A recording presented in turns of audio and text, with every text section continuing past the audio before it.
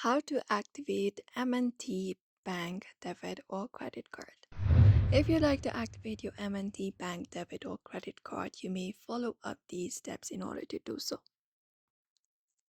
So, in order to activate your card, it is pretty easy. If you elect to receive a debit card, you can basically call the activation line available in your website or visit an ATM and perform a PIN transaction.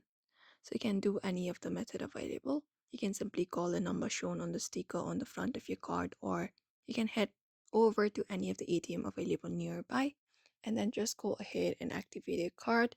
And once the card is activated, you can remove the sticker and sign up the signature panel on the back of the card. And that is it. You can even find a toll-free number available in the website. You can just go ahead and call that number. And that way also you can activate your M&T debit or credit card easily. So if you'd also like to do so, you may follow up these methods. So I hope this information was helpful. Give it a thumbs up and subscribe for more tips and tutorials.